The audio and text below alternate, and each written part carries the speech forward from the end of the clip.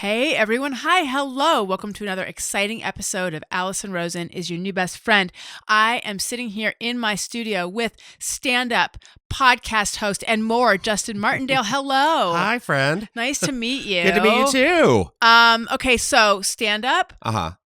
host of Just Saiyan. You're the host of the Just Saiyan podcast, yeah? Did I miss anything? How else do you define yourself? I would say host, writer, Man about town. man about town. Guy who went to the Grove and saw dog turds today. Yeah, just avoiding dog turds at the Grove, just judging people. Somewhere caught between Halloween and Christmas. Mm-hmm. Yeah, just a Renaissance man of sorts. Got it. How do you feel about Halloween? I love it. It goes by really fast, Mm-hmm. and I don't like it. Yeah. The Halloween to Thanksgiving to Christmas to New Year's, it's like downhill.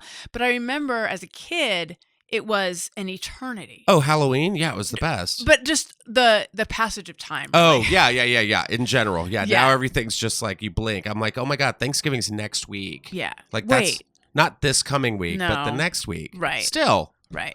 And it's just weird because I'm stuck in this like, I don't even know what it's called, where it's just like looking at Halloween decorations still up, and then all of a sudden there's a Christmas tree, and you're just like, what?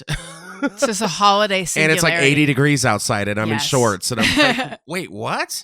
I know. So it's very bizarre. But what does your tattoo on your left forearm say? So this, I got this when I was in San Diego. Very intoxicated.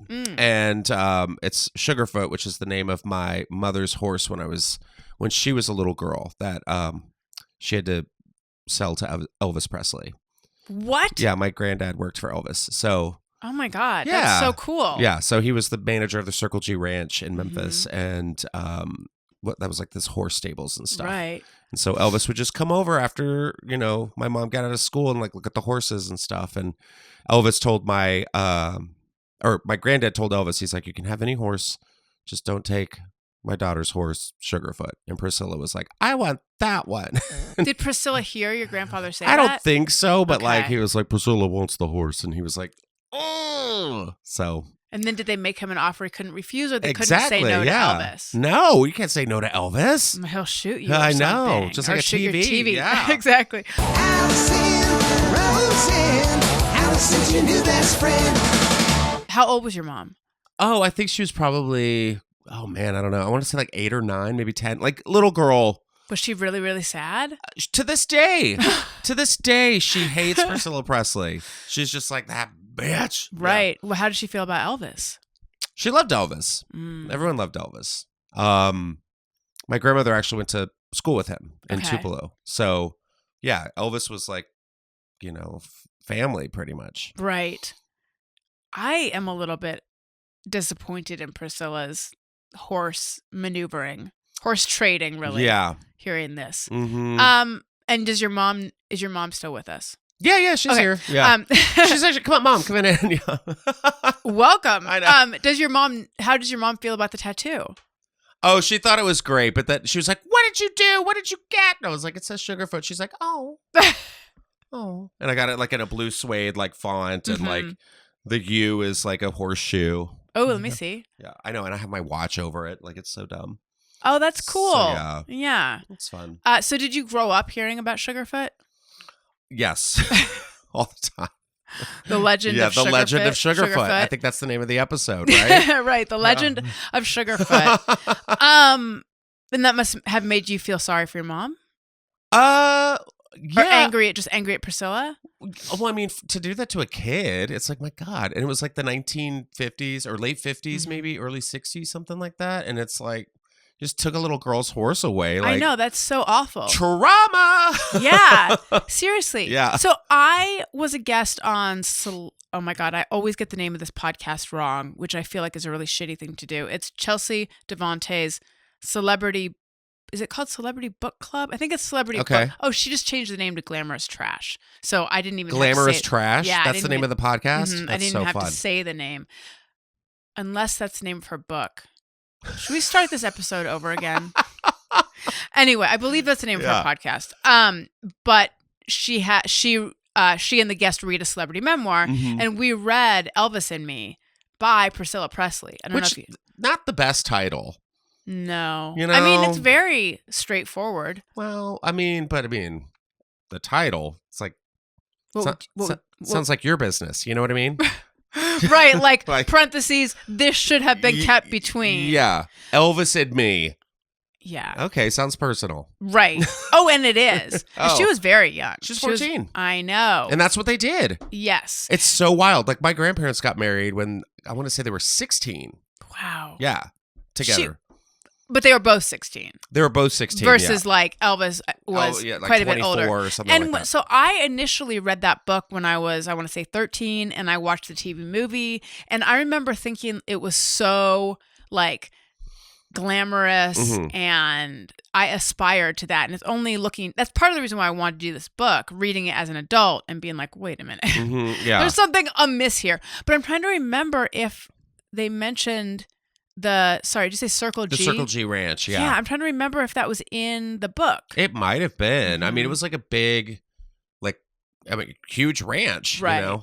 I think it's still there now. I just don't know if it's, I want to say I like looked it up a couple weeks ago because of something. I can't remember what. But yeah, I don't think it's been, oh, sorry. I don't think it's been kept up and whatnot. But right. Yeah, it's still there. Well, and now what does a ranch do? I don't know. Okay. But you come from horse people, ranchers? I guess so. I mean, it's like I'm from the South, so I feel like everyone at some point had ranch or land. Mm-hmm. Or, Yeah, or just like oil. Yeah, or like, you have a creek and a river and you can go camp. And I think you call it a crick, though, right? A crick. I feel like our down people in the say crick. that. I think the crick is more like eastern southern. Okay. Yeah. You know, my life, South was creek. You know, yeah. My whole life, I called it Appalachia, and then I had someone on the podcast who called it Appalachia. I call it Appalachia. Or Appalachian Mountains. Yes, that is what I would say as well. But they would say Appalachian. Yeah, that's... It doesn't work it's for me either. Kentucky coal miners. No. Did you have an accent? Wait, sorry. Oh, so yeah. what state, where are you from specifically? Texas. Texas. Yeah. So I grew up in Tennessee for a couple years with my mom. And then she remarried and he got his job transferred over to Texas. So I was in Texas from like 3rd grade until on. Mm-hmm. Actually, no, kindergarten on. Did you like your stepdad? Yeah. No. Is she still with him? No. Okay. So then it seems like, despite the fact that you went, I'm sensing a little less than humongous embrace, and it sounds like you were right if she's not with them anymore. Exactly. Okay. So we're all very friendly-ish with one another, like the kids and stuff, but I don't really get too close. Do you have siblings? Mm-hmm. Yeah, I got a sister and 2 brothers. What's the birth order? The birth order is as follows. I am the first. The oldest? Yes, I'm the oldest because she married my dad when I was 4. And then my sister and I are 5 years apart. And then my brother Aaron and then my brother Paul is the youngest. And they're, oh God, I don't know. I still see them as like children. So they're 30 something. Wait, she married your dad when you were 4? Yeah. But she married my stepdad when I was 4. Okay. Yeah. Sorry, I got confused. It's a lot. I know, it's a whole thing. I'm gonna need a diagram. A full family tree. Yes. Do you travel with one? Do you have a travel tree? No travel tree. An app? Is there a should QR be an app code for I that. could scan? Yeah. That would pull it up. Sharks, listen up. Are you wanting to keep in touch with your family? Put a tree on it. It's a new family tree app. I love it. Okay, so married your stepdad. But that's the one that you were like, meh about? Yeah. Okay. Married that guy. And do you call him your dad? No. Just today? Yeah. You did? But back then I did. But like now as like an adult, I'm like, Got it. Yeah. Moved to Texas. At what point did you realize that you wanted to do comedy? I didn't.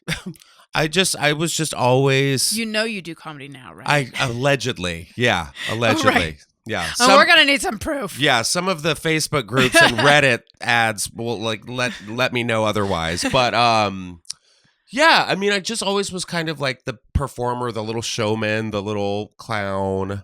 And I was always very involved with like theater arts and talent shows and competitions and, storytelling. And I was just good at it. And I just remember being a kid and people were telling me to be like, you should be a stand-up comedian. And I was just like, wow, dream big, guys, Yeah, and I just kind of got into theater and loved playing characters and all that stuff. And I always was like, oh, I'm going to be an actor. I want to be an actor. And then I got out here and it was just kind of like, and like the recession hit in like 2008 and I moved out here and like everything was closed. Like I was waiting tables at the time and literally about to throw in the towel because I was just like, this sucks. This is awful. Like I'm eating hard-boiled eggs and toast every day. I'm living in this apartment that's like so expensive and I can't even pay for it. So I was like ready to pack up and go. And that's when I like looked at it's like Facebook or something and someone was saying like, oh, there's an open mic in Silver Lake, like get 6 minutes of stage time. And I knew the guy who was booking the show at the time. His name was Bruce Daniels, still booking that show to this day. Wow. Yeah, it was great. It's called Drunk on Stage at Akbar.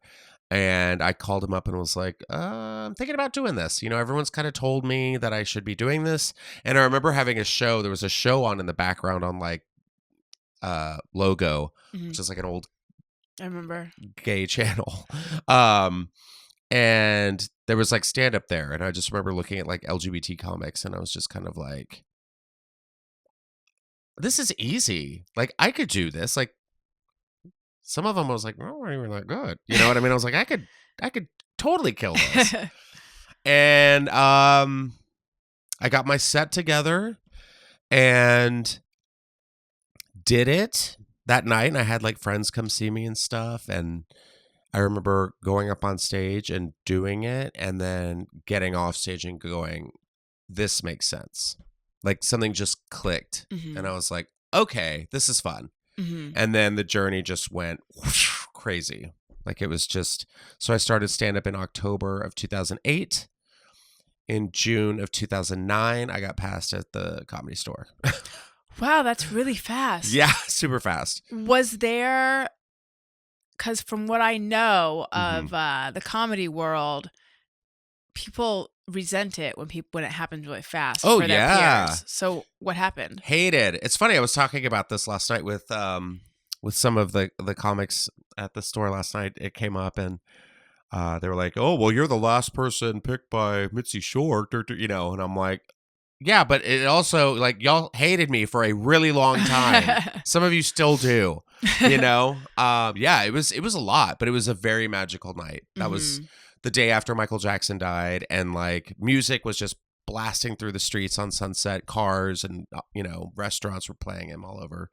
And it was just one of those summer nights where everyone was just in town and together and it was packed. And like I did my set and I sat down and everyone was like, get up, Mitzi's here. And I'm like, okay, I don't know who that is. I had no idea. I was just going to do a show. Right. Had no idea about the history of the building or what it entailed, like what getting past was or handpicked or anything.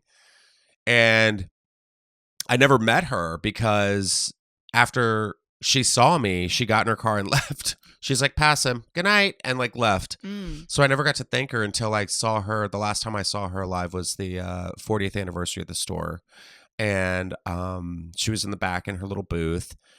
And I just went up to her and not hugged her, but like said, hi, I'm Justin. Thank you so much for seeing something in me when I myself didn't see something. Oh, that's so sweet. And I grabbed her hand and she squeezed it. And that was it. But it's crazy because I never knew the process, like from the 70s, 80s, and 90s, where people would go up and audition for her and she'd sit in her booth and they'd do their time. And if she liked you and if she passed you, she would squeeze your hand as you walked out the room. So I just recently learned that. I was like, oh, she squeezed my hand. Yeah. Because she was just, she's very sick, very frail. And so it was just really nice that she kind of had that like connection with me at the time. Right. You said that she saw something in you at a time when you didn't see something in yourself. Can you say more about what you were going through at that time? Yeah, I was just broke. I was hungry, really vulnerable when it came to trusting people. You know what I mean? I got involved with some like really fun people, but like for the wrong reasons. Like I dabbled with drugs a little bit, and I was just like unemployed. But like every day I would have a job one day, I'd show up to work the next day, and there'd be like chains on the door. And so it'd be like, well, we don't work here anymore. And so it got to the point where like there was a little group of us that every new restaurant that would open up, we would all go together and we'd all get hired together. And it was insane. Like that's how that worked. Like it feels like a good TV show. Seriously, we'd be like, well, where are we working this week? You know? Right. So it was definitely a lot. I felt like I really got here at a time where it was just like, all right, well, figure it out. When you say like a fun group of people, but you were together for the wrong reasons, are you talking about like friends that you were partying with? Yeah. I mean, it was just definitely like, it was in my early 20s, and it was like, you move here from Texas, and it's like, oh, we're going to here, and or we're going to this bar tonight, and then we're going to go to this bar tonight, and so Pamela Anderson was there last night, and you just kind of get caught up in this like this is how it happens, like I'm going to run into someone famous, and it's all going to go uphill from here. This is easy, know, and then all of a sudden you're blackout drunk in a bar, and you're sleeping till like 3:00 in the morning or 3:00 in the afternoon, and you wake up, you take a shot, you go take a shower, and you go do it again. It was just rough. How long was that phase, would you say? That was probably like 6 months. Oh yeah, that was pulled your stuff out of that fast. Yeah. How did you get out of would you characterize that time as like a time of substance abuse, or just a time of sort of not being disciplined? Or it was all of it. I was young, I was naive. My first time in like a big city by myself. And I was very, people liked me, but it was like, oh, Justin's fun, he's funny, like let's bring him, and I got to go like entertain people and make them laugh, and people wanted to hang out with me more, and but yeah, something inside me was just like, no, this isn't you, and so I had to like get away from all that, and then when I was ready, come back. Come back to LA. Yeah. You left. I left for a brief period Where'd of time. you go? I went to my aunt's house, and she lived out in like, where was that? Like San Dimas or something. So it was a very like, almost like a rehab situation where it was just like, figure it out, get it together. And when I came back was like 2005, 2006. So yeah. So I had moved out here after school. Sorry, I totally like left that part out. That's okay. So wait, let's go back, because you had said you were here in 2008 is around when you did your first open mic, but you came out, you went to school in Texas. Yeah. Where'd you go? Yeah. Where'd I go to school? At Waco. Yeah. It was like Baylor. So it was a whole thing. But, yeah, so I moved out here from there, and then... And what year was that? God, that was 2003? Okay, so you came out in 2003, and the plan was to act. Yeah. And then that's when I met the group, and that like it was... And they were great guys. It wasn't like I'm, trying to trash them. We had a good time. It was just like not for me at the time. Right. Very young, very like poor, trying to fit in with these like scene guys, like were they party older? Guys. No, we were all the same age. They were just professional party dudes. Yeah. And go to the most exclusive parties, and we're on the list. And... Were you wearing like shiny shirts? I need a visual. Because when I think of that time... No, I know. It was very... Yeah, it was like... Not a shiny shirt and like a choker necklace? Never did that. Okay. No. I was just kind of... I don't even remember what I wore. I want to say it wasn't like that. Very Texas clothes. Like Madonna in that video where she's dressed like a cowgirl. Were some people wearing shiny shirts? Some people and were wearing chokers? shiny shirts and like, body glitter and what's it called? Hold on, let me think of it. Oh my God, hold on. Givenchy cologne. Okay. The one with the bottle where it's like the shape of a man's torso. Yes. Like that one. What was that? Angel perfume. Oh yeah. No, Angel was. I feel like I still smell Angel though. Every now and then a woman will walk by me and it just transports me. Yeah. Because I'm like, oh my God, My grandma wore that. Yeah. So I'm Your like, grandma, wait, your grandma wore Angel? yeah. That is so hip. Was She went to school with Elvis. We're talking about the same cologne, right? That smells sort of like root beer and marshmallows. Yeah. Your grandma? I'm so Just impressed. like slutty grandma. Yes. You know? Yeah. Mhm. I have a confession. Okay. I like the smell of Drakkar. Drakkar Noir? That's Yeah. the one. That's nostalgic. Yeah. But I feel like it's like, cool to hate on it. Really? Who's I think hating so. on it? Cool people. No. I think like Sauvage is like, get out of here. Oh, I don't know what that Johnny smells like. Depp's cologne. I'm just like, Johnny no. Depp has a cologne? Mm-hmm. Next thing you'll tell me Keanu Reeves was in a band. I know, right? Wait, Yeah. what did it smell like? I don't know. Like, It's not good. like Johnny Depp? I don't But to me, that Johnny Depp would smell like leather and cigarettes. It's kind of like that with a little bit of spice to it. Yeah, okay. Yeah. And I don't... where do you come down on Old Spice?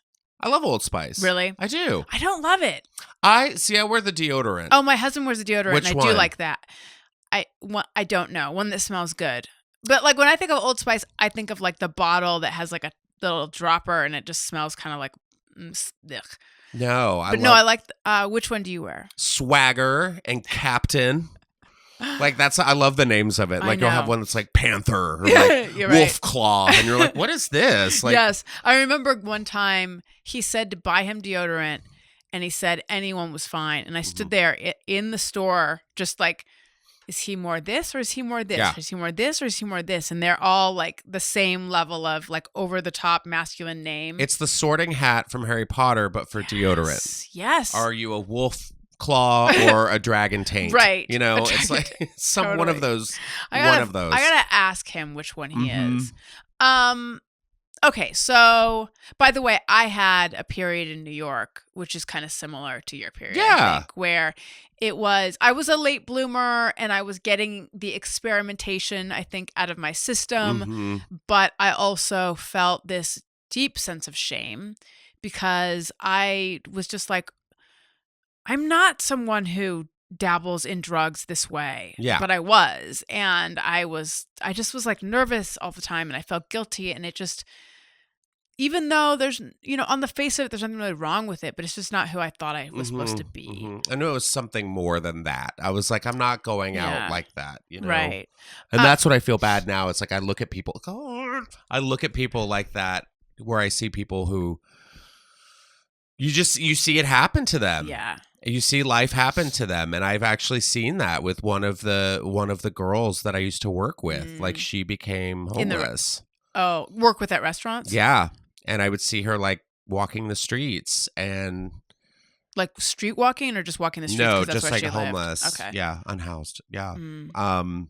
Do you know what happened to her? No, it's crazy too because I think about her all the time because she would be in my area of town, Mm. and I saw it like escalade. And I Mm. think she used to have a place over in Hollywood, and she was really into yoga, and she was just always just like this bright light, very Mhm. zen. Even we would always laugh because during like a really busy shift or something, we'd be downtown working at some restaurant, and we're all just like, "Rah, rah, rah," and you just look over and she's like, and then I don't know what happened. Apparently what I think is that her parents passed away, Mm. and she just kind of was alone. I think she might have been an only child or something. Mhm. And then just watching her, like I remember seeing her walking down the street once, one of the very few times, and I was like, "Hey, how are you?" And she turned around and she was like kind of surprised, Mm. or kind of, it could have been embarrassed Mhm. that I saw her. And I was like, "What are you doing?" She's like, "Oh, I'm just, just walking around." And, I'm like, "Okay, well, good seeing you. Hope I see you soon." And then like a couple years would go by, and then I had a set at the Laugh Factory one night, and I walked outside and I'm like talking to people and stuff, and she just beelines right through the crowd. She had missing teeth, Mm. just screaming, just obscenities. And I'm just Oh. kind of like, oh man. And Yeah. then I want to say like 2021, she was like full, like camped out by a gas station, it's so sad. but like gone. So there's part of me Yeah. that was just like, how do I say anything, or do I? And I contacted like a women's shelter, just because that just breaks my heart when I see that's women, like homeless women. It's just like, ugh. I mean, in general, yes, it's awful, but it's like there's something like even more vulnerable. Yes, Yeah. and like just what they go through, and Right. and so I think they were like, thank you for sending us her way, and then I just haven't seen her since. So I'm hoping she's okay. I'm hoping she's getting help, but one of my God, I really brought it down. Didn't I? Sorry. That's okay. It's good. It's honest, and I enjoy up and down. So after college, I moved back to Southern California, which is where I had been. Then I went to New York, and then I came back, and then moved to LA. But in that period of time after college, before I moved to New York, this guy, he and I were inseparable. We were really, really, really close. And I knew that he had problems with drugs as a teenager. And I think there were probably some drugs while he and I were hanging out.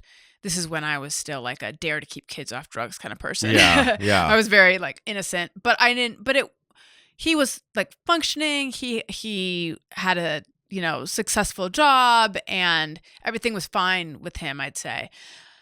And then anyway, fast forward to now, where he is like, from what I hear, a complete junkie.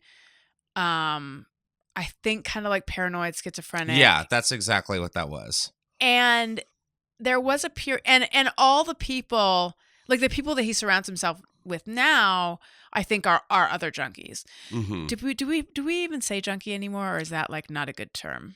At this point, I don't care. Okay, like, you know what I mean? Other addicts. I'm going to say other addicts. Yeah. When I say junkie, I mean specifically because I believe it's heroin. I don't know. Yeah, I think heroin is junkie. Yeah. Okay. Other addicts. But and we were all sort of in this group of friends. We were all in the music scene. And all the sort of original people are not in touch with him anymore. But I'm basically like kind of braced for the call, or that's like, did you hear what happened to so and so? Right. And will I be okay with the fact that I didn't try to get through to him? But I don't know. That's something I reckon with. But I also feel like I am not like delusional enough to think that I would somehow be the one person you have who to could get that out through of your to head. him. Yeah, no. But it's just I feel like, and there was a time where I was getting these calls from him in the middle of the night after we hadn't talked for a while. This was years ago. And it was like the messages were just like marbles, paranoid. Oh yeah. They were paranoid, and he was trying to talk, because I was a journalist. And so he was trying to like reach out to me to get this crazy story of his out. And then he tried to reach me on Facebook, and I ended up, and this I blocked him because I was like, at this point, it's like I have little kids, and I was afraid, and I just didn't feel safe. Right. But I think like this was like one of my best friends. We are the real victims. Yeah. We are. I mean, it is It's crazy. just sad all around. Well, I've talked about this person that I lost in 2021 who not drugs, but alcohol, and got to the point where all of our friends, I mean, we tried as much as we could. But he was the guy he was a mom's boy, and he'd call his mom and be like, oh yeah, everything's fine. Da, da, da, da. And then, isolation from COVID and like alcohol. And we got that call one day. And it was just like, what? So yeah, I get it, because you're just like, what could I have done? Right. And it's crazy because I was the last person to see him alive. And I remember when I went home that day, I knew he got in my car. We went driving. That was like our thing. We'd like put on the radio, listen to some, catch up. And I remember when he left, when he got out of my car, he was sitting in my car forever and we were laughing. I'm like, okay, get out of my car. But I knew he didn't want to leave because it was like going up into that whatever darkness he was Right. living in. But I remember leaving and texting him that day. Mhm. That, like, literally when I got home from dropping him off, was like, you don't look well. I'm concerned. Here is a program. You can do it on Zoom. You don't have to go anywhere. No judgment. No, just please take care of yourself. And I don't want to see you die. Oh, And 9 days later. wow. Did he respond to your text? You know what? I think he said thank you. I think it was just real short and like, thank you. I appreciate that. But yeah. It's so hard. It's hard. really hard. And it really like really fucks you up because you're just like, you know, so, like you're used to seeing this person all the time. And, Yeah. it, you know, I had to tell my friends, especially like we're going through this period of grief where we're just kind of like, you know, oh, he should have been here. Oh, he would have loved this song. Oh, he would have loved this movie. Like, oh, this reminds me of the time when we all were, you know, there's all these memories. And it's the hard part about that is people come and go in your life, right? But then there's the people who leave the earth. Right. Like they didn't move to Mexico. Yes. They're not in Florida. You know, they didn't go to Connecticut for the summer. No, they're just gone from the planet. It's really hard to wrap our heads around. Yeah. Well, I'm going to bring it down now. Oh, right. But I'm fine. My dad died in July. Oh, I'm I'm sorry. okay. Thank you. Yeah. But I was saying to someone, it's really surreal. Yeah. And I meant loss of a parent is surreal, but they were like, yeah, how could it not be? And I realized they meant just like loss of anyone is surreal. Loss of and anyone really is surreal. It's really It's like terrifying. It's hard to wrap your head around the idea that you're just gone. You're one just day. gone. Like, and that's what's so scary about the world now. It's just like, bye, and you never know. And that's what's so you could just be ripped from everyone's life, and then everyone just kind of has to deal with it. And I was really angry for a long time. I was like, how selfish of you. Like, why really? But had to like put that aside, right? And go, wow, this is how bad it was. And it was he just tapped out. You know, he's just like, I don't want to do it anymore. Was it suicide? Well, I mean, pretty much. Okay. You know? So like he drank himself to Yeah. death. But do you think he intentionally wanted to end his life? No. Right. He just couldn't help himself. Yeah. There was nothing else to do. Yeah.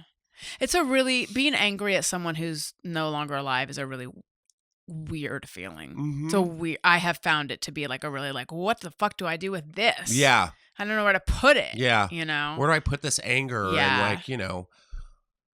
And losing my dad has actually been one of the easier, sounds ridiculous to say, but like an easier loss than a couple of the others I've experienced when I was younger, because at least with the loss of my dad, I'm not angry at the world. It doesn't feel like an injustice. Like it's sad and I miss him so much. And of course I'm mourning and I've grieved, but it's not like this was a young person. This wasn't supposed to happen, you know, because I'm like a real injustice kind of person. And with, when I was like 22, I lost someone to suicide. And that was just like this really upsetting, eye-opening experience of like, what the fuck? Like, this was and now, you know, I see it a little bit differently too, but it was just like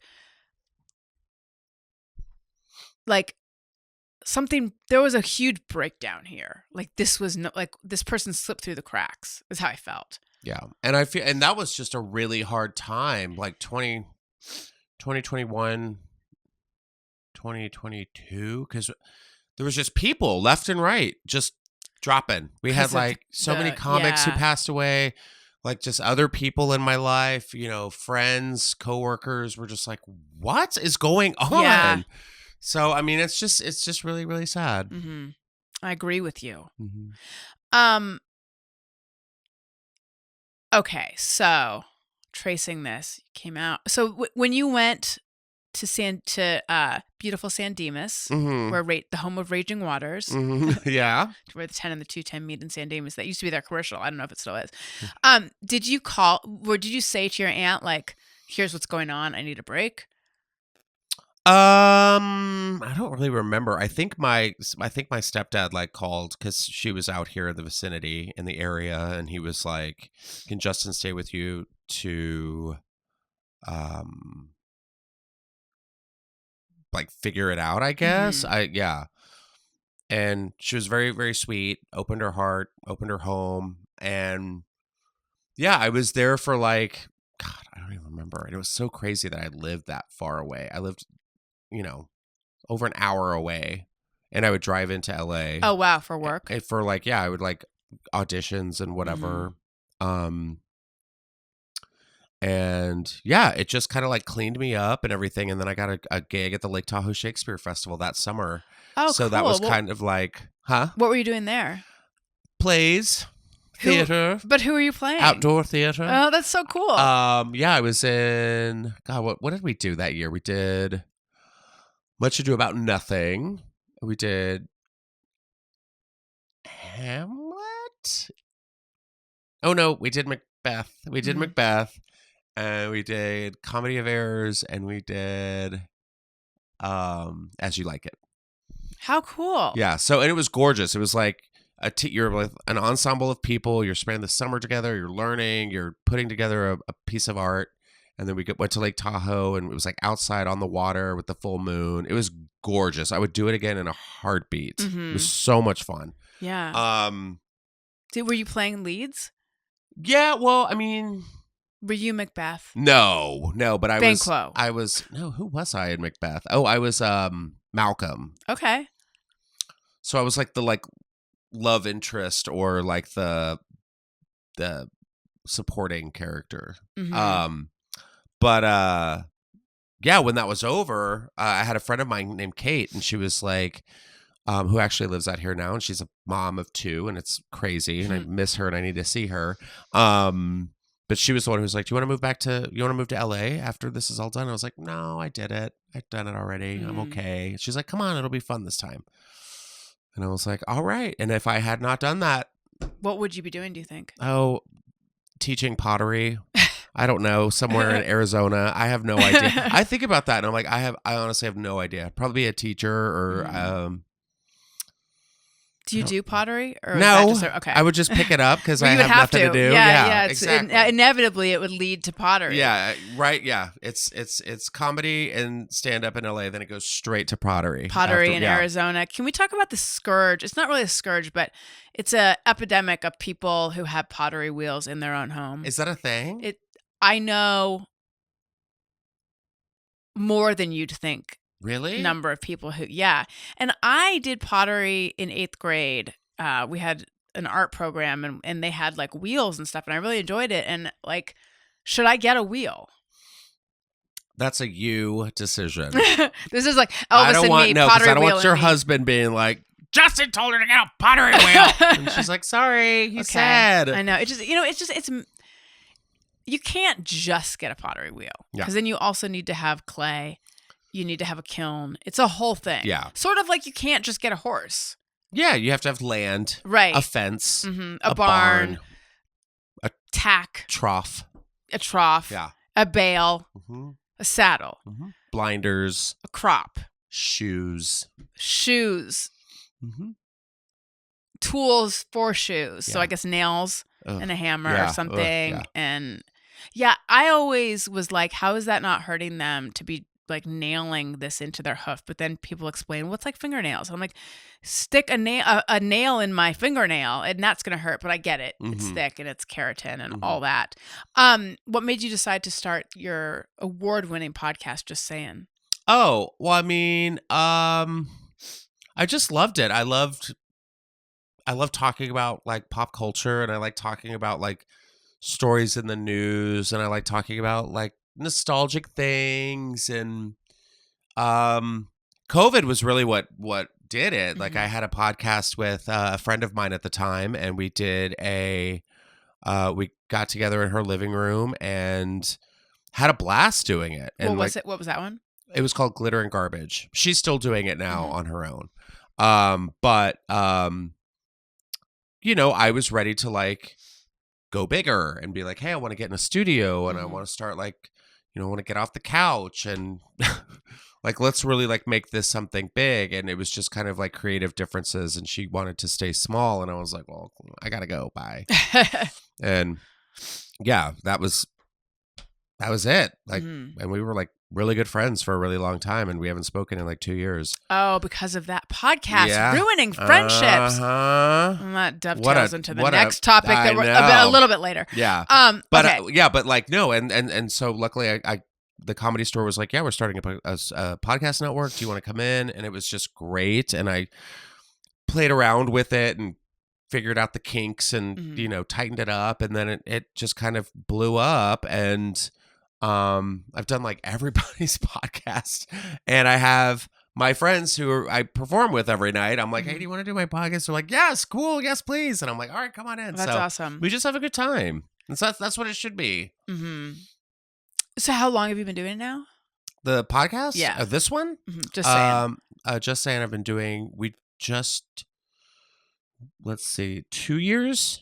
Yeah. I think in January we hit our 100th episode. Nice. Yeah. The Comedy Store studios look so good. It's the video fun. Looks really good. They've really stepped it up. It's like they cleared out an old basement. But yeah, we got like a budget, like curtains and cameras. And yeah, I love it. My team is just really awesome and really good at their jobs, and we just click. So now the thing that I had hinted at, okay, podcast ruining friendships. Oh yes, go on. So okay, I do not know the full story of you, Juicy Scoop, Heather McDonald, Jeff Lewis, Krista, something about earrings, something about guesting. I don't know. But what was the last one? Something about what? Guesting. Oh, guesting. Yeah, like whether you're allowed to guest on you know. But I know that there is something involving all of this. Conflict, what I mean to say. Can you explain it to me? And I'll tell you what I'm going to ask. Yeah. What I'm going to ask is, like, emotionally, how has this been for you? Because I was on the Adam Carolla show for a number of years. When we went our separate ways, then there was like, I was caught up in this similar sort of like conflict, and it was really unpleasant. But then sometimes I look back on that and I think, like, if I had a different attitude about everything, I almost like maybe I should have seen it as this opportunity. Like, it was getting tons of attention and tons of clicks, but I was just like, I want this to go away as fast as possible. Yeah. I mean, very similar, you know. I'm trying to think of what I want to say, because if this gets back to her, I don't want her to be popping up an emergency Patreon and to shouting, what, give her side, or to, you know, get more money in her bank account and feed this monster that we've all just completely have moved on from, but it's for some weird reason she cannot, and she's literally going out of her way to villainize us, make us look bad, come for us, where we're just constantly getting like bullied. Like, I get randoms just coming into my DMs saying like, kill yourself, and I click on that person, and it's like a mother of 3 middle school teacher, and I'm like, is this what you're teaching children? Wow. Like, that's terrifying. And yeah, I mean, emotionally I'm okay. It's definitely been a mindfuck. Yeah. Because I'm doing what I love, and when you think you know somebody and you think you're friends with somebody, and then all of a sudden you just don't hear from them ever again, but then they're going on social media and going off about you, and I haven't heard from this person since the end of August. No connection, no phone call, no apology. And that was the bigger issue. It was not about earrings. It was never about earrings. It was never about earrings. And how lame. How lame if it was about earrings. No, the issue was You were a shitty friend. When I needed you, somebody who has been there for you, who has held your hand when you have fallen in the bushes drunk, who has... You were the hand holder. Yeah, like I was there when she passed out on stage to make sure she was okay. I was calling in. I was the phone call, when all this shit went down with her and Megan, who I didn't even know at the time. And she was calling me and crying me and being like, oh my God, this, and this. And it's my fucking birthday. And I'm like, okay, it's my birthday, Wait, is Megan Jeff Lewis's co-host? Yeah. Okay. And so it's just so sophomoric and so immature. And it's just, at the end of the day, we're now at a point now where people are DMing me and they're like, are you ever going to forgive her? Are you ever going to forgive her? I'm not. I will never forgive her. I will never forgive her. I will accept an apology, but I will never forgive her. And the reason I will not forgive her is because of that incident that I talked about with my friend who passed away. Because after that happened, I went and did a Juicy Scoop episode and we talked about that. And she reached over and she was very consoling and like, I'm so sorry, da-da-da. And this was me sharing my truth and like putting it out there. Maybe someone can benefit from listening to this. And when I found out she was talking shit about me on her Patreon, that's when I decided I was going to come forward and be like, whoa. Like, what? No. Here's the timeline. Here are the facts. I'm going to give it to you for free. You're welcome. Stop making fucking money off my name. Sorry, I'm cussing so much. Okay. It's fucking fine. And the comment that I saw that was sent to me was a comment that read, Justin is the reason his ex-boyfriend killed himself. And she liked it. Oh my God. I didn't know it was your ex-boyfriend. Yes, but we maintained a friendship for years, but we were friends. Oh, yes. I see. So yes. you guys had been together. You weren't together at the time. No. Right. Yeah. So we were off and on for like 10 plus years, but we remained friends. Oh my God. Yeah. So definitely special in my life. Yeah. And for her to do that, that's when I was like, oh, this person's awful. Right. Like there's I'm just getting like enraged by it. And so I've said my piece. I've moved on. Then I find out that, she wasn't allowing me to work. Like, what? She was not letting me go on Jeff Lewis Live. Like, Jeff was like, I'd love to have you on, but I can't because Heather won't let me, which made no sense to me. Right. So this was like how did that come up between you and Jeff Lewis where you found I this ran out? into him one night at the Bourbon Room and he told me, he was like, I'd love to have you on, but Heather won't let me. And I was like, well, that's so stupid. Like, when you heard that, were you just like, what the fuck? Or? Yes, absolutely. Because I was like, I'm a comic. We all do each other's shit. We all do each other's podcasts. Like, what? And I did not realize that it was like a territorial thing. She was like, you can have, and all other people on the show were allowed to go do it, but I couldn't do it. I would go do shows for her and open up for her, as her supporting act. And at the beginning, it would be like, oh, I could go to the meet and greet and hang out and take pictures afterwards. But then later on, just stay in the green room. I'm going to go do the meet and greets real fast, just kind of like get through them real fast because I don't want us to like hang out all, night. And so I'm like, oh, I can't even go meet the fans now? So stuff was just adding up. And then when the earrings came up. Yes, okay. Please explain the earrings. The earrings are just... She lost a pair of earrings. Her friend let her borrow something, and she lost them. And the whole thing is about how much they are. The material aspect of it, because that's all she fucking cares about. How much they're worth. Oh my God, I would never. She's saying like, I went to Catholic school. We just weren't told to return things. What are you talking about? What? Yes. Like just the I don't even want to like give it any more air because I'm just like, but it's so embarrassing. It's so embarrassing that she is stooping to this level. So but I feel like the earrings is like this recent thing, but it was like she borrowed a pair of earrings from a woman named Krista, right? Yes. She lost one of them or something. She lost one of them. It was in her Instagram where the earring fell off. Apparently they were like real diamonds. Right. And so they were she was told they were $3,000, right? And so she wrote a check Is that right? And then she was like, wait a minute, and got the other earring appraised and they months said they were, after the fact that she were wrote fake. the check. And then she's like, oh, they're fake. Look, everyone, bombshell, they're fake. It's like, girl, move on. All you have to do is just say, I'm sorry, I lost your stupid earring. Like, is this what's important to you? Over a friendship? Over multiple friendships. And it's so weird how there's no accountability. Right. There's no what's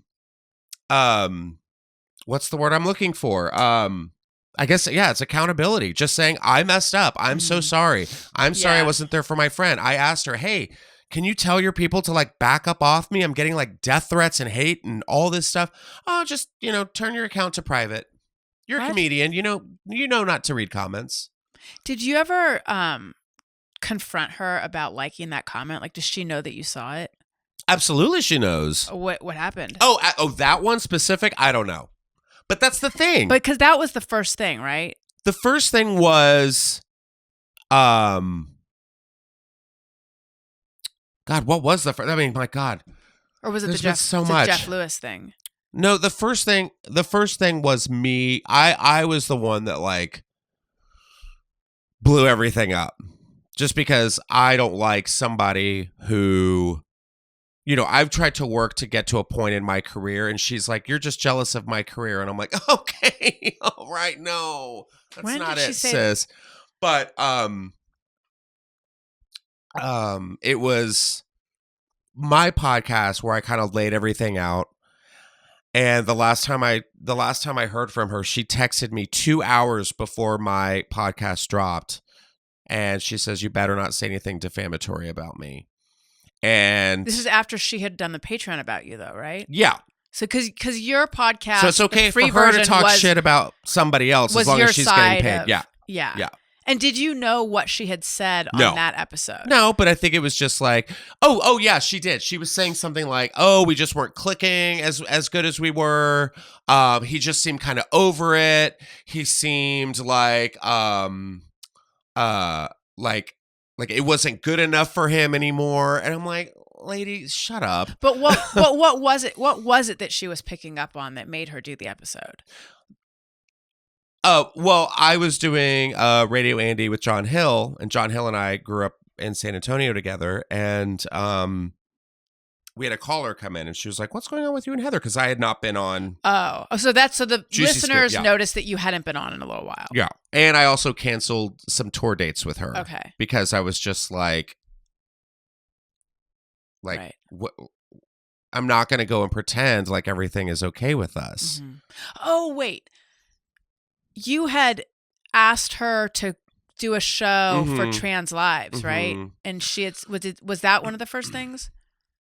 That was one of the many red flags. Okay, yeah. I mean, I was hosting a telethon that raised over $600,000 for anti-trans, anti-LGBTQ legislation that was being passed in the States. Like, it was just, because that's where we're at. You know, we have to have a telethon for this shit now. And I had like Charlize Theron, I had Lance Bass, I had actual like celebrities. Leslie Jones, drop of a hat, got to the studio. We wrote a sketch, shot it for free. Wow. Charity. Imagine. And I remember doing a Juicy Scoop with her, and I was like, "Hey, I'm hosting this event. It's been picked up by Rolling Stone. It's been picked up by The Advocate. It's the Trevor Project's involved, all this other stuff." And I told her what it was for, and she was like, "I don't think my fans would really appreciate that." And I looked at her and I was like, "What?" And her assistant at the time, Annie, was like, "What?" And I'm like, "Yeah, you heard that right." So of course I'm just kind of like, "Oh, okay." Right. But it's for somebody who wants to be famous so bad, you would think it'd be like, "Who's doing it? I'm in," you know? But then all of a sudden she turned it into like, I need all the details in front of me. I don't know where it's being donated. I don't know. Girl, shut up. What do you make of that? Like what? Like, well, I mean, what do I think of that? No, what do you think is the reason she didn't want to do it? Because she was afraid she would get backlash from her followers. Okay. are her followers anti-trans, anti-LGBTQ? I think there are Some. Numerous. Okay. Yes. Where do you think, and maybe you don't know, but I guess because the reason I asked is because like there's two options I see, which is one, she doesn't want flack from her followers, or two, she doesn't personally support the cause. I think it's both. Honestly, I think it's both. I think the only reason that I was there, any other gay person that was there, it made her look a certain way. Mm-hmm. But when you actually ask a friend who calls himself an ally to step up, that's when you actually see someone's character. And when they look you in the face and say no, that's when you go, really? It's like if a Jewish person was like, hey, I'm doing this thing to stop anti-Semitism that's going on in our country. No. Yeah. I don't think my fans would really like that. What? That is how I would. You know what I mean? Like, it's the same thing. Right. I don't know where the money's going. I don't know really. Okay. Yeah. Sure, Jan. You know?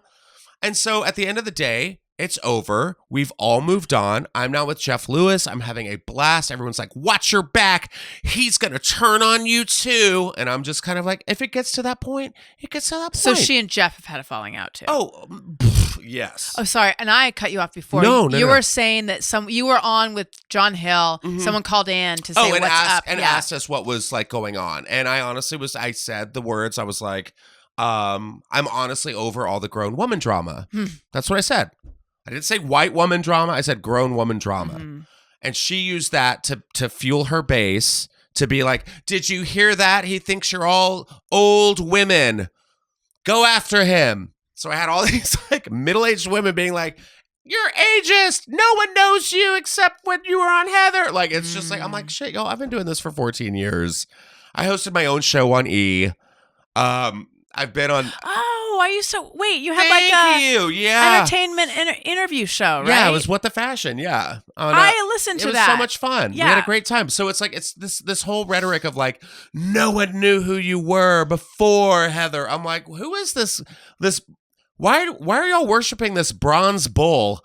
You know, or whatever it is. Was it gold? Golden. Yeah, the golden calf. Yeah, the golden cow.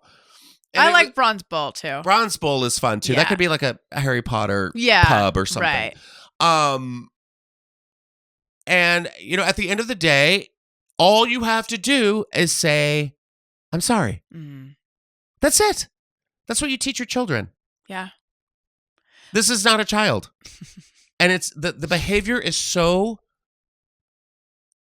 disgusting, delusional, and it's getting violent. Wait, what? The rhetoric is getting violent because it's like the mindset now is just social. You know, you never know. Social media is crazy. Social media is insane. But I'm like, what happens if I just go outside one day, right, and some fanatic, what you did to Heather was wrong, you know, and then the next thing I know, I'm getting like kicked in the face or something. You know, it's just insane. And Krista's like a single mother, and she's not a public figure, and she's sending these vultures to like attack this woman daily. And it's just, and she's using the word single mother, single mother, single mother. She's a single mother. What is she? Like, what is she trying to imply? Do you think that it's dirty? That she's less than because she doesn't have a husband and like a nucleus family. And it's so gross. Has anyone actually said anything to you in person? No, I have not. Good. Because they're all cowards. You know what I mean? And it's just crazy. I've done like Joe Rogan. I've done Your Mom's House. I've done like all these bigger podcasts with these like huge comedians. I've never had this from a Bravo like pop culture podcast. So it's just wild. It's over. And the fact that she's still going, it's just, wow. I don't even know how to describe it because it's just bonkers. I think she did her whole like reveal podcast about the earrings, you know, because of course. And now she's mad because she didn't get enough attention from it. She's like, none of my friends have called me to talk about my podcast that I dropped. It's like, oh my God. Cringe. Yeah. As the kids say. And of course, people are like, don't talk about it. Don't talk, you know, stop talking about it. Stop talking about it. And I've stopped talking about it. I have not talked about this. I drew you back in. No. But I mean, like, I haven't talked about this since August. And the last thing I want is people being like, let's get her side. There's no side. Whatever side, there's no side. This is the real. We're in the real right now. We're in the present. No one's lying. No one's backstabbing. We're not plotting and colluding. We're not trying to ruin her. We're living our lives. We're doing our thing. We're going home. We're hanging out with our loved ones. We're eating dinner. We're going shopping. We're doing things. Did you confront her about telling Jeff that you couldn't go on the show? Did I say it again? Sorry. Did you ever talk to her about the fact that she told Jeff you could not go on his show? No. What do you think would have been her explanation for that? She would have told me that she doesn't want. I think she said this in something. And it made no sense. Shocking. She was like, I don't want us to have very similar podcasts. So it's like, if you have all of my people, which there was like Brandy, Julie, right, Fortune, and I think that, no, and then there was like a couple other people, I think, that were allowed to go on. But she was like, I don't want my friends being poached. She was very big on friend poaching. She was very mad that I became friends with Krista. Because God forbid we're close in age, you know, very mad that I became friends with her. And yeah. And it's just really sad. We're just at a point now where it's just kind of, we wake up every morning and go, what now? What happened in the middle of the night? What happened? What did the fucking Patreon say at this time? It's really sad. It's really sad because you guys were friends. So we were. Yeah. Absolutely. But rather than being a friend and saying, hey, can we go grab a coffee? Right. I'm really sorry if I offended you or made you feel uncomfortable. I'm really sorry about the actions that I did to make you feel this way. And I apologize. The slate's clean. And she will never do that. Ever. And people are saying it's my fault that I have created this whole thing. I'm just a real person. I don't care. My goal is to put in good work and make people laugh and be successful. Some people just want to be famous and some people just want to be rich. And when there's no substance, you know. If I said to her, what happened? Like, why, what? You know, because I imagine she's probably hurt too, right? In the same way that you're hurt by, would you, or sorry, let me back up. Do you think she is hurt? In a sense, because I think she thinks in her head she's the victim. Of what, though? Exactly. But really, though, because she thinks that we all colluded. She loves the word collusion. That we all got together in our, you know, castle basement with torches lit on the walls. We had our cloaks on so our identities couldn't be revealed. And we all, you know, made a blood oath to ruin her and to come after her sponsorships. And I'm like, no, girl, you're doing that on your own. Come after her sponsorships?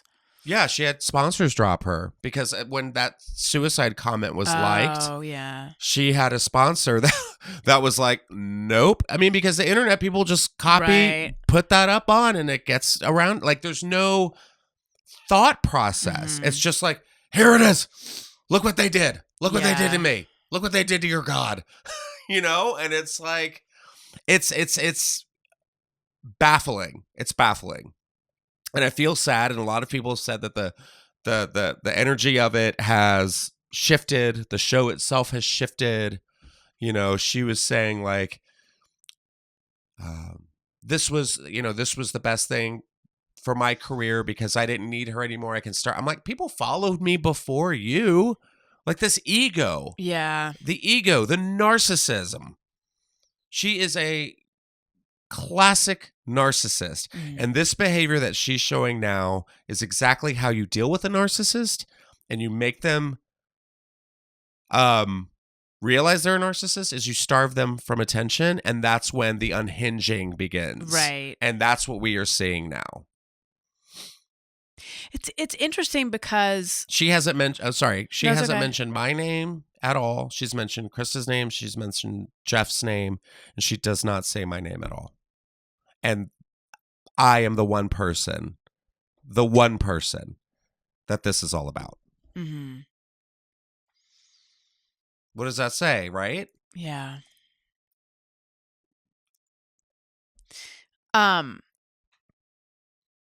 I mean, the whole thing, it feels like a reality show, except it's not a reality show. I'm so glad you said that because it absolutely is. It is the real podcasters Yes. of Hollywood. Yeah. It's she's created her own Bravo series. Right. If she's not going to be on Bravo or Housewives, then by God, she's going to create her own. Right. She's creating her own AI But multiverse. But is she like a calculating genius who's like scripting this out and is like, this is going to keep people engrossed? Because I think they are probably engrossed. Mm-hmm. But like it doesn't seem like that though. It seems like this is all very real to everyone, right? I mean, I know it's real to you. Like to like the other players involved? Yeah. Well, I guess I'm asking, is it very real to her, or is it like, I guess it's, is this like a storyline, or is this very real to her is the question. That's a good question. I wish I knew the answer to, because I have asked myself, what is the end game? Mm-hmm. Does one of us have to die? Honestly, when does this end? Wow. When does this end? Yeah. Will this ever be over? What are we doing? Are we getting a season 2? Because she's still right. Oh, you guys don't know about this. Like what are you trying to do? Ruin our families? Are you trying to what are you trying to do? Right. I think that's an honest question. What is the end game? Everyone's getting annoyed. Is it content? It might be content. I don't know. Leave me the fuck alone. Yeah. Well, I'm sorry you're getting trolled like that. That sucks. That's fine, but it's just so funny when it happens to her, the comments disappear, or, it's, but for the advice that she gave you, just don't read them. Don't look at them. See, that is like, no. Yeah. It is so easy, because I've been in this situation. It is so easy for other people to say, oh, just don't look at it. Just don't. But then when they're the target of it, it's like very painful for them. And it's like, yeah, because it's very painful. But also, yes, it's very painful. But also those people who say that have social media managers who do all their social posts for them. Right. So they never read them anyways. Right. Which I can't wait to get to that level. Yeah. Take my phone. I know. All right. We have some questions that listeners sent in on Patreon. Patreon.com/Alison Rosen. That's where you go. Okay. Julie B says, I just saw him at the store. Loved his set. What did he do for Halloween? Does he have any LA Halloween traditions? Oh, that's a sweet question. What did I do for Halloween? Was that? And what were you? I did dress up like Elvis Presley, and my boyfriend dressed up as Priscilla. Oh, I love it. That horse stealer. Yes, horse stealer. And do you have any LA Halloween traditions? I don't have any. I mean, we have been doing like Halloween horror nights. I kind of want to do one of those like really fun immersive spook rooms. Oh God. Like where they have like a theme, like Delusion. I think one of them was called like Delusion or something like that. Oh, that's my husband's deodorant. That's the name of it. Bravo. Thank you. Well done. Delusion. I think that's some other people's deodorant as well. And then but for Dia de los Muertos, we watch Coco. Oh, nice. I love that movie. One movie that can make me cry every time I see it. Coco. I need to sit down and actually watch it, because I have 2 little kids whom you Mhm. met. It's been on in this house like 400 times. Oh, I and know. But I've only caught bits of it. I've never Ugh. seen it all the way through. You have to watch it all the way through. It's so special. Okay, I'm realizing a fair amount of these questions are about what we already talked about. Sure. Roxanne Ramirez, are you planning to discuss the Jeff Lewis situation? Mhm. We did. We There does. you go, Roxanne. Yeah.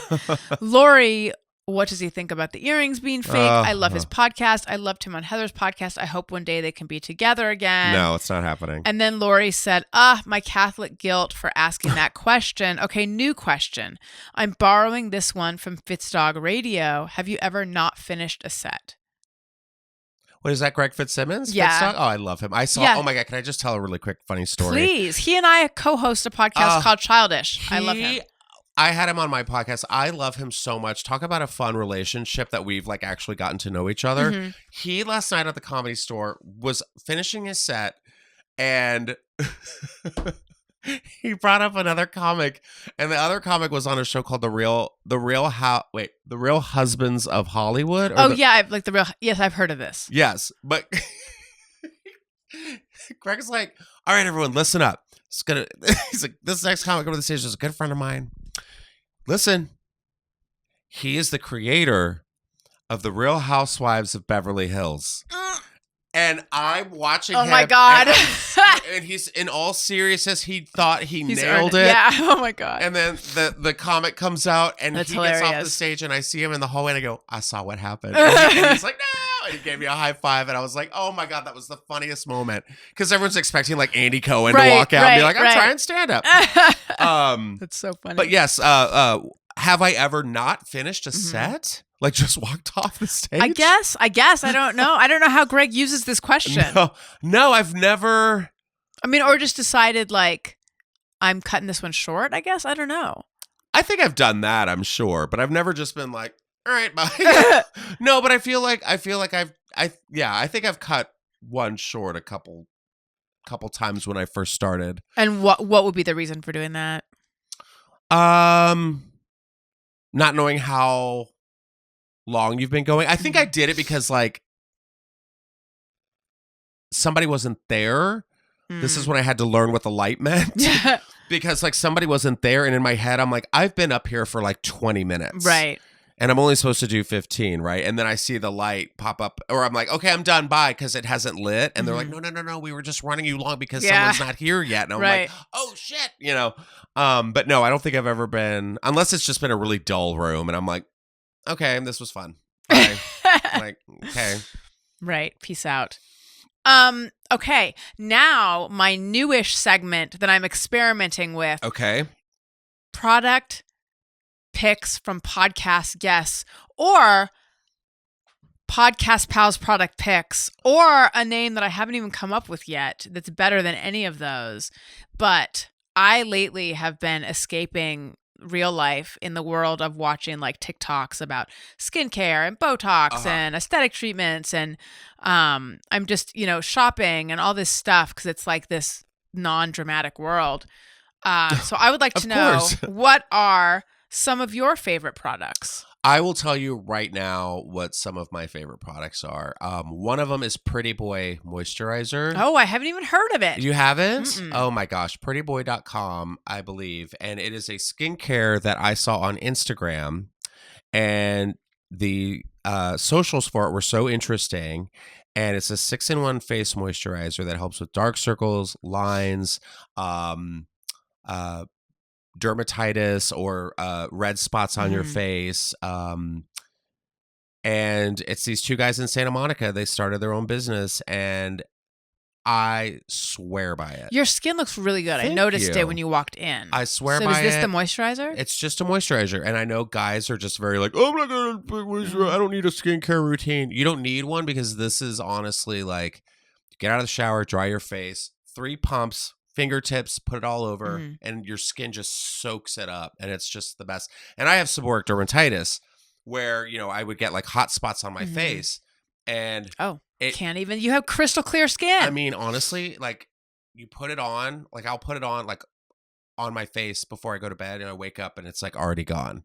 It's crazy. And I love it. It's Kiehl's, sure. But honestly, this one, I've tried everything, and this one's just a solid product. What do you wash your face with? What do I wash my face with?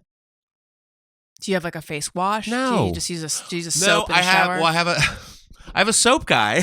You do? Yes, it's a FGS. It's called Fucking Good Soap, and it's a guy again on Instagram, FGS, and it's like all organic, like natural soaps, and it's just really good, and they smell really good, and they have really funny names to them, and but they're just really, really good. And I just wash my body and my face with that. What else? What else do you love?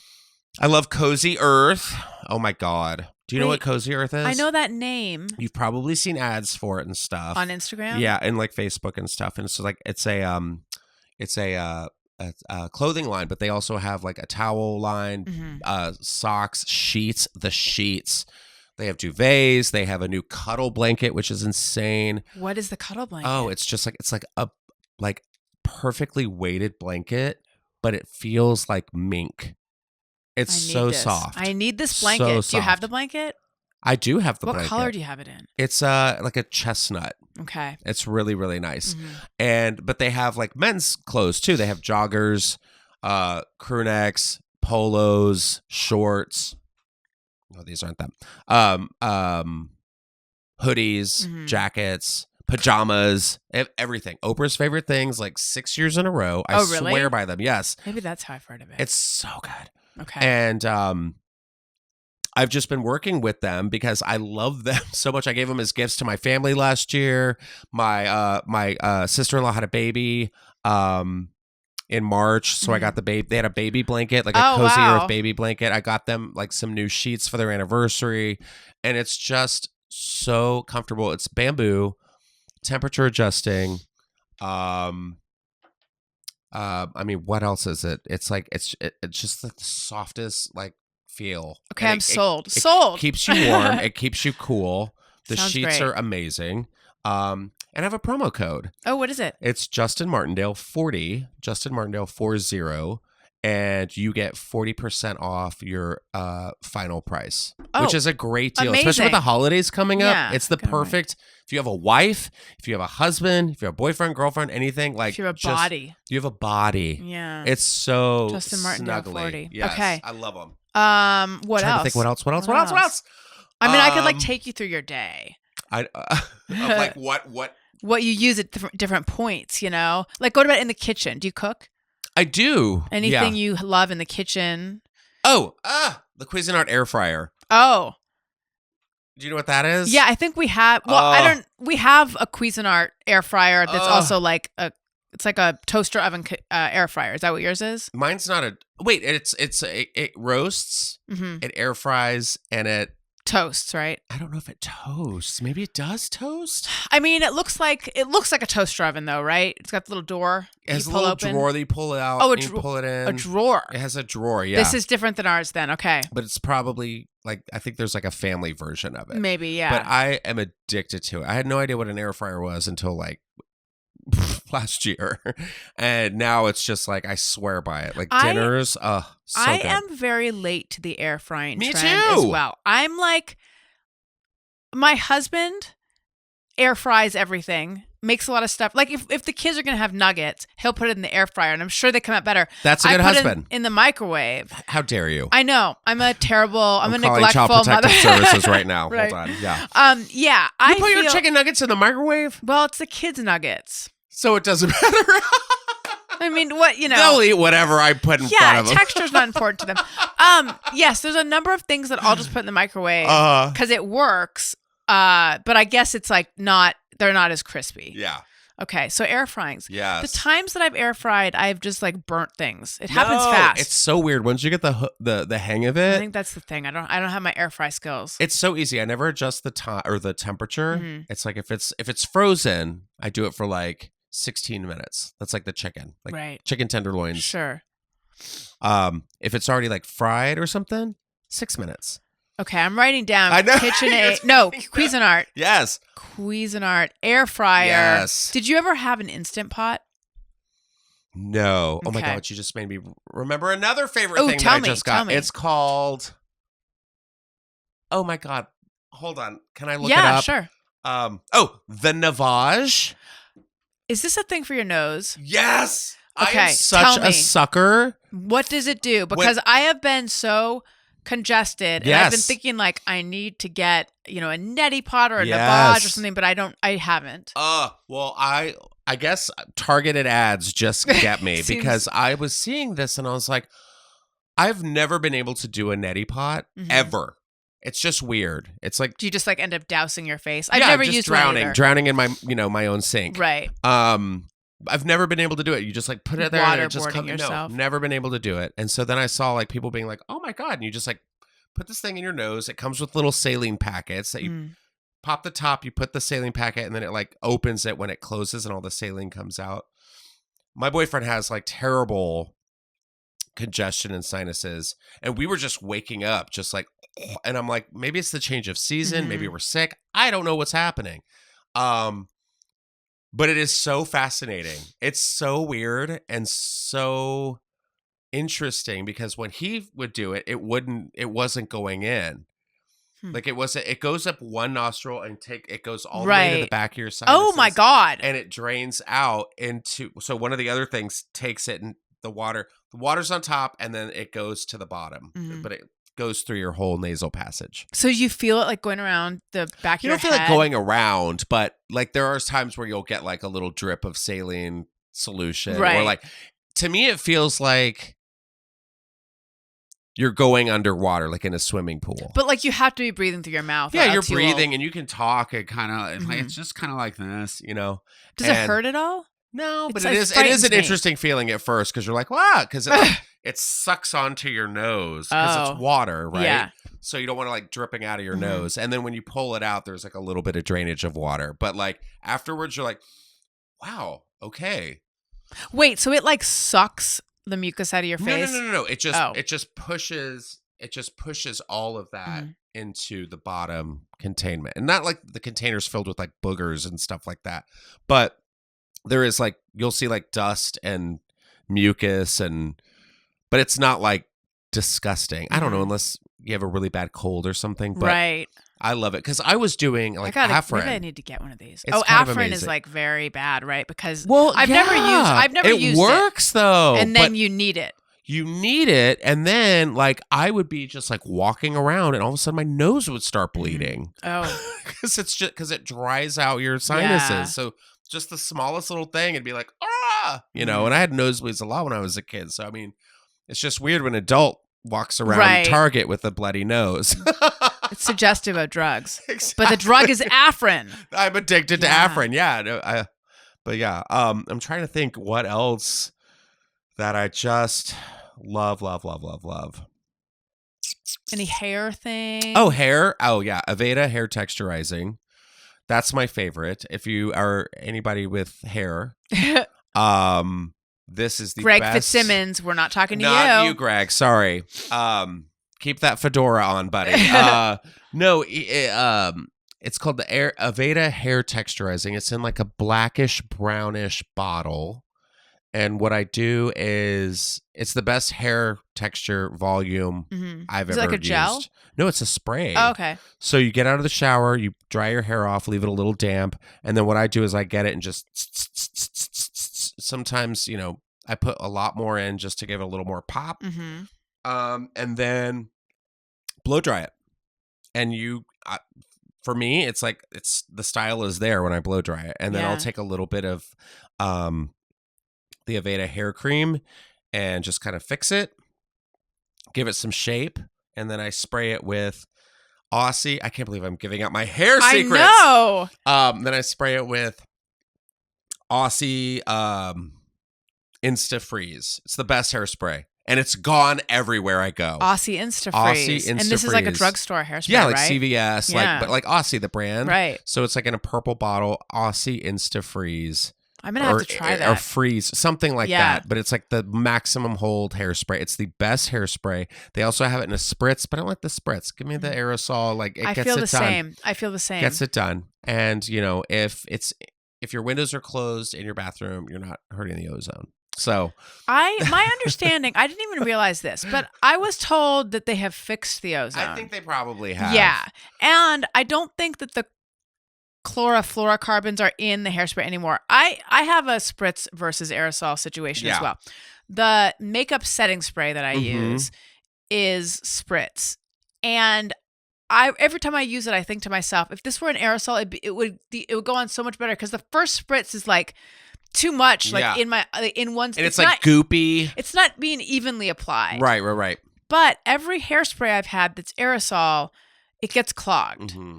And I don't know how to avoid that, but I feel like I end up throwing out. It's been a long time since I bought hairspray, but I have just a lifetime of throwing away expensive bottles of hairspray because I can't get them to come out. I had the same thing happen to mine. It was the Aveda hairspray, which I love too. That's actually really good. And it creates like a net, an invisible net over your hair. Okay. And same thing, it got clogged. Yeah. And I tried to put it under the sink and like rinse and rinse get the hole off. Right. Oh, that sounds so weird. No, I know exactly what you mean. Yeah. And then like try to use a little bidet on it. Yes. Oh. That's another thing. Oh, really? Yes, but the top popped off and I couldn't use it ever again. And I was like, no. And I tried to put it back on and it's just like a full bottle of just hairspray. Right. And it's still there. Like I'm going to try to fix it again. I have this as well. I have like a graveyard of hairsprays. Yeah. And then I press them and I can just feel the pressure building up. And sometimes it'll be like explode. Yes, yeah. I'm afraid. Mm-hmm. I should get rid of them. Okay, the bidet. I just entered my bidet era. Oh, congratulations. Do you have a bidet? No, but I need to get one. We have, my husband and I, this is how romantic we are. Have dirty butts. Exactly. No, we have given each other like wait, what? a coupon. Okay. Or not a coupon, but like we have said like, choose the bidet you want. We've both given this to each other, and then we haven't actually like made our bidet dreams come true, because you can get this the one that attaches to your toilet, but we're like, let's indulge because it's a gift and get the like you want Toto the spaceship washlet one, right? The one that's like heated seat and turns on when you enter the house. Krista has that one. Oh yeah, and it's insane because I remember the first time I saw it, like you like walk by and it's like, hello. Like it doesn't talk. I wish it would talk, but like just the seat just opens up and you're like, there's like a blue light in there. There's like options. Right. It's got a remote control. So many options. Like you can drive. Too many options probably. Too many options, but like I think it like even like might like elevate you. I'm not even sure. It ejects you off the seat. Yeah, you're just like, right. Yeah, but I mean, I have the Tushy, and that's bomb. I love it. So that doesn't have heating, though, right? I know. I'm a peasant still. No, but yes. Greg Fitzsimmons also has that, I believe. With a Tushy? I don't know if he has the Tushy brand, but I know he has just a cold water bidet, and he's all about it. Yeah. Oh, my God. It makes you feel rich. Like it's insane. It's insane.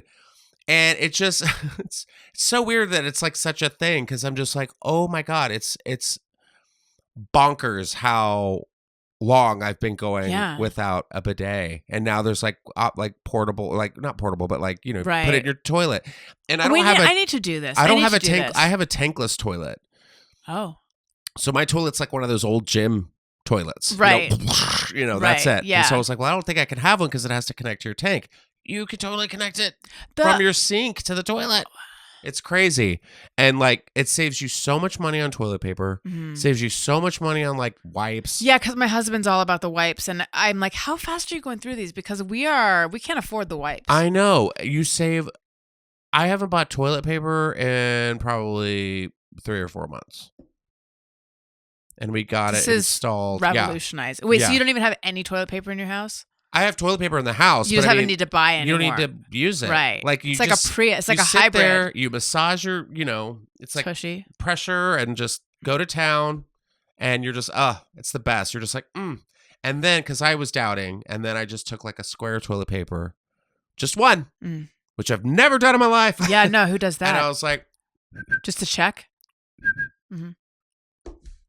Wow. Insane. Wow. And it's the best too. So it's like if you're like out in the sun all day or like it's very European. Just sit down and if you're out in the sun all day. Oh, you mean like just to freshen up? Just to freshen up. Yeah. Just a little right, like the powdering your nose version of for your butt. Wow. It's the best. You have evangelized for me. I am I need to Get change. your Christmas wish I list know. ready. Yeah. Yeah. This has been great. Oh, good. Thank you so Of course, much. of course. Now, do you happen to have? Did you do you know what Just Me or Everyone is? Did you see? It was on my email. Oh God. It's okay if you don't. Is it just me or everyone? Just Me or Everyone is a segment I do where it's like something you think or do, and you're like, is it just me or is it everyone? So an example would be, you're at I'll be at a restaurant and I know what I want to order and I close the menu, but then as soon as the server comes by, I have to open it up again because I like instantly forget. Like that's a lot of people have that, or just like a quirk or something where you wonder like, does everyone have this or just me? Oh, okay. Here's one. Is it just me or everyone? I see a line and I say no. That is not just you. Okay. Like today, we were leaving the Grove and we drove down Fairfax, and I don't know what is going on Fairfax, but there's always like a line of people like waiting out the door, like all the way down. Pink's? No, that's no, on not Melrose. Pink's, but it's like it's like either a pop up or something like that. I'm not standing in line to go shop. No, I have bailed on like I was thinking of buying this one thing or two things, then it's like a huge line. I'm like, no. I'm not doing that. No, I walked out of Costco for that reason. Atta girl. Costco. I'll see you all in hell. Yeah. You miss me with that shit. Yeah. No, Costco. For me to even Costco and Target are hard for me. I instantly want to leave both of them. I don't know why. It just feels like a huge undertaking. I know people love Target. I just don't have the love for Target. I get that. Here's another one. Is it just me? Or do you sit on the plane when it lands? Like, do you sit there? Because everyone, I feel like, just stands up. Oh, no, I sit. That's like, not just you. I'm like, where are you going? Yeah. Just wait. And actually, wait your turn. The last few times we've flown with the kids, we take it one further and just wait until everyone else gets off the plane to get off because it's just easier than like feeling like we're holding everyone up. So we sit till the very end. Yeah. But no, I don't do the stand and hover. No. It's uncomfortable. So weird. It's so weird. And unless you're like at the front of the plane and you're like, okay, I can stay. But yeah, that's one. I do try to like gather up all my things though before that moment because I want to be ready. I want to be nimble and ready to get off the plane. I'm the same way too. Yeah. I'm like, I want to have everything just like I want it to be a clean exit. Yes, exactly. Know? Like a bidet. I was thinking the exact same thing. Yeah. Justin Martindale. Yes. Thank you so much. Oh, we're done. This was delightful. Yes, it was really fun. Thank you for having me. Plug all your stuff. Oh my gosh. So if you were in Colorado Springs, I will be at the 3 East Comedy Club on December 1st and 2nd, I believe. It's on the website, e3scomedy.com, I believe. And then I will be on, when does this come out? Monday. This comes out Monday. I will be on Jeff Lewis Live again this Thursday. And God, I'm trying to remember what else. Your social media. My podcast, Just Saiyan with Justin Martindale. You can watch it on YouTube and you can listen to it wherever you get your podcasts. And my Instagram at Justin Martindale. And I have all the other stuff in my link tree on my Instagram. So yeah, it's all there. I do like 15,000 plugs at the end, but lately I've just been thinking like I should just tell people just go to my link tree because it is all there. It's all there. Yeah. And I was going to say Thursday, January. Thursday, December 16th. No.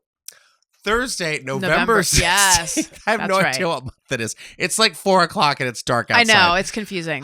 So Thursday, November 16th, I'm at the Bourbon Room with Jodie Sweetin from Full House. Her, She's doing her show called Family Dinner where she brings on several comics and we all just kind of sit around and tell stories and stuff like that. So that should be pretty fun. That's this coming Thursday. So that'll be fun too. How fun. Yeah. Do you guys actually eat on stage or do you I think so. I have to like bring a dish and I'm like, I don't know what I want to bring.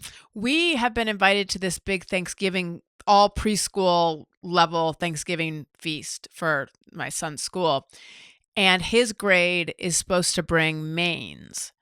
What? Like the main dish. Oh, sorry, I was like, what's a main? Like, yeah, so it's a pot. It's a like potluck. the main dish, like the turkey. Well, so that is my question. Yeah, because is this the new game? Is it just me or every family that's going to bring turkey? And I asked the room mom, and she said she didn't really. She's like, I think as long as it's not dessert or salad, you're fine. But it's like, so should we bring turkey or should we bring like lasagna? Is it supposed to be Thanksgiving? There's no, we've received no information. This is awful. I feel like we should just go buy a lasagna and bring that. I feel like you need to burn the school down. That's what I. Or that, yeah. Wait, how many people have mains? I think there's like 16 kids No! in his class. But how many have mains? 16. Yeah, no, our whole class is mains. There's another whole class that is sides and another whole class. So there's going to be 16 people making turkey for a so school? that's why I think we shouldn't bring turkey. Well, that's the main. I know. Well, or what other mains are there? I mean, I would say a lasagna. That could be fun. I feel, yeah. That's a main. Right. I don't know what another, like, I'm just zagging and they're zigging. Do not be that family that's like, we're going to bring the turducken. Like, that's I'm not going to get so fancy. Thirsty. Or a tofurkey, though. What about that? Don't do anything with tofu. Okay. Yeah, no. Or like a what's it called? Honey baked ham. I think it's too late. That's a good one. A honey baked ham. That'd be good. But other people are going to do that. What if we get there and what if no one has brought turkey? Everyone's like, we're not going to bring turkey because someone's going to bring it. And then there's no turkey. That's going to happen. This is what I need to know. I need to know, is this supposed to be is this like Thanksgiving food that we're supposed to be having? How is there no instruction? Moderator? Yeah. How is no one? I know. I don't know. It's the teacher in the class has been radio maybe silent. I'll ask the teacher. Well, no, she said RSVP with the room mom. And then the room mom said to me that she's like, I found out about it the same time all of you did. I could probably get more clarification, but I'm a little bit like, well, I can't get in trouble right now. I should probably find out a little more. Should find out, but I also, will. That's BS. Yeah. For the side kids and the dessert kids.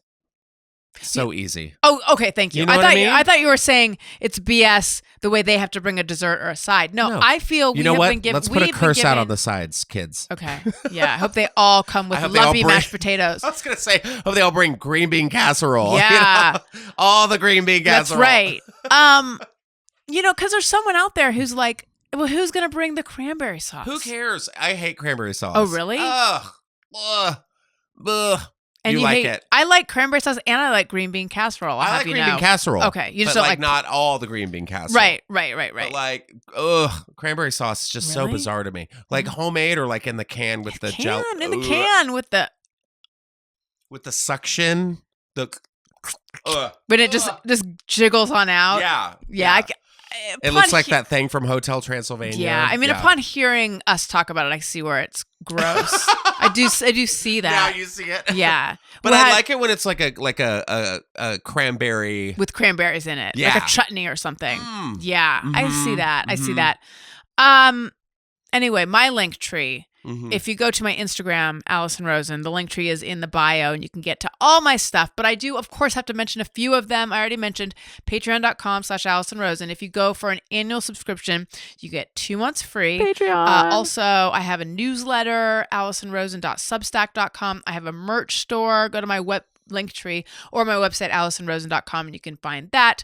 My book, Tropical Attire Encouraged and Other Phrases That Scare Me, is being re-released for the 5-year anniversary on Black Friday. And I wrote 5 new essays, which I am proud of. And it has we've revamped the cover and stuff. So be on the lookout for that. And I've been curating. I've got my Amazon storefront. I've got another storefront. All this stuff is in my link tree. So check that out and follow me on social media at Alison Rosen on Twitter and Instagram. Thank you so much. Oh, and youtube.com/Alison Rosen. Please subscribe and etc. Thank you so much. This was so much fun. So much fun. Thank you for having me. Listeners, thank you for listening. I love you. You matter. Goodbye. Hey, do you know about the Alison Rosen Show?